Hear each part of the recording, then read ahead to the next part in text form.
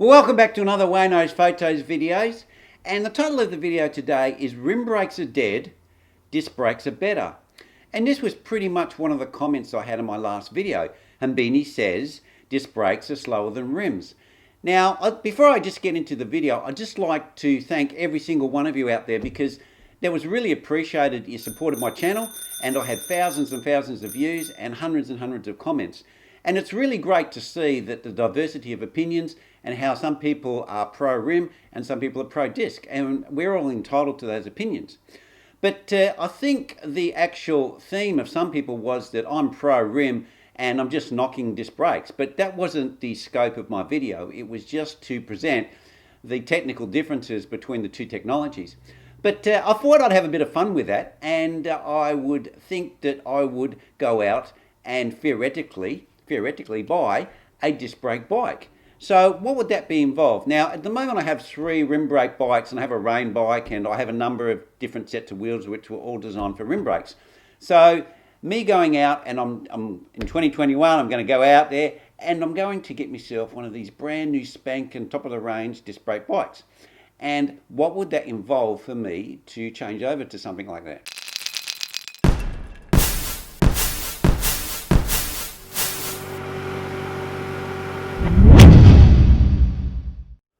Well, as this is a hypothetical bike, I'm going to go full hog. So let me see. What frame am I going to pick? I'm going to pick a Bianchi Specialisma. And I'm going to have Campy EPS Super Record on it, because I'm a Campy man, and I'm going to get my Campy Bora 2 wheels. Okay, so I've got the main components on the bike, and I just have to decide on a few things like handlebars and bits and pieces like that. But I'm going to have the concealed handlebars where all the cables and hydraulics are all concealed. It's going to have that really clean look. Okay, so I'll get my guy down the local bike shop, Steve, I'll get them to order that in and build it up. Well, then I get that phone call. I get that phone call from Steve, and he goes, "Hey, Wayno, your bike's ready. You can pick it up anytime you like." So I've got a smile from ear to ear, and I jump in my car and I go down to the bike shop to pick it up. And when I go to pick it up, I take the wheels off and I put them in the back of the car, and then I go to put the frame on my bike roof rack, and then I find it doesn't fit. So I go, "Oh crap, well Steve, I better have a new bike rack as well." So then put my hand in my pocket again after I've spent almost 20,000 on my new bike. So anyway, I managed to get the bike home. And then I thought, shit, well, if it doesn't fit on my bike rack, it might not fit on my trainer. So then I go to put on my trainer, and I go, no, it doesn't fit on my trainer either. So that's another issue, because then I have to get a new trainer. So that's another problem I've got. And I'm going, shit, well, this is becoming a bit of a pain, like I have to update everything on this bike, And then they start scratching my head, and I start thinking, oh shit, I wonder if I'm going to be able to use any of my old wheels on this bike, because I've got quite a lot, I've collected over the years.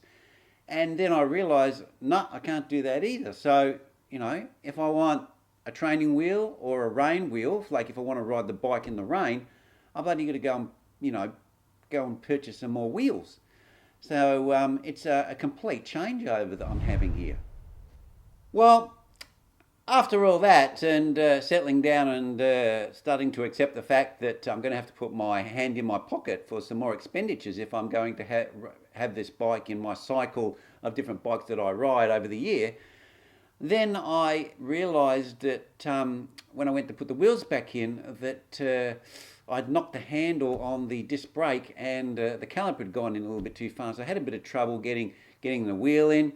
And when I did that, I actually bent the wheel slightly, and now it's like catching all the time. And so I get this back to the bike shop. I get that all sorted out again. So now the bike's nice and quiet, and it's all going well. So off I am, riding around, enjoying my disc brake bike. So here we are with the disc brake bike. So I've got one disc brake bike, and I've got 3 other rim brake bikes in my cycle of bikes that I ride. And I've actually realised now that I can't swap any components over. I've actually realised that it doesn't fit in my trainer, it doesn't fit on my car, and I've had to purchase new equipment to actually use it on those sorts of components. And the brakes are starting to squeak now when I ride as well. And I've actually had to purchase some little spacers as well. So when I take my wheels off, I need to put these in. So if I knock the handle or anything like that, the brake caliper's not, piston's not going to push out. So I've got myself all sorted and I've got all these things done. So, I've gone to this new bike and it's costing me a lot of money, and they are a little bit more expensive than rim brake bikes because the actual group sets and everything and the frames, if you compare them at the moment to rim brakes, is actually more expensive. So I really have to ask myself, what are the pros and cons here?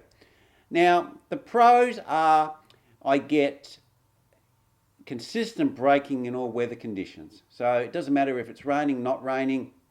I get beautiful, nice feel on the brakes. Because the hydraulically assisted, I don't have to put as much force on. It has a really nice feel to the brakes compared to my rim brakes.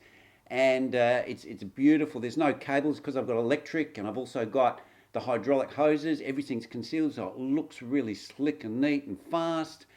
But apart from that, really, what have I gained? Like we've already discussed in the last video that they're not more aerodynamic, right? And I've also discussed before in some previous videos that the braking these days with the new rim brake pads on carbon wheels are as good at stopping in the dry as on a disc brake bike.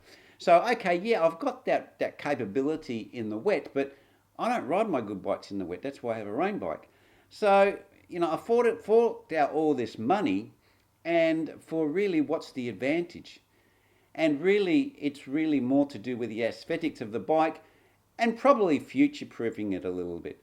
So this is what you need to consider if you're upgrading. Look, if you want to go out and get a disc brake bike, or you live in a part of the world where the weather is very inclement, you get a lot of rain and different changing of conditions throughout the day, then a disc brake bike could be really the answer. But I think if you're the sort of guy like me that has different bikes for different weather conditions, and you have a pretty good climate where most of the year it's fine, then I think that the advantages of disc brakes are really minimal for the price and outlay of making the change over to that technology. But anyway, it's up to you guys what you decide to buy and what you decide to ride. And I'm not actually saying one's better than the other. It's just a different technology, and it has some advantages and it has some disadvantages.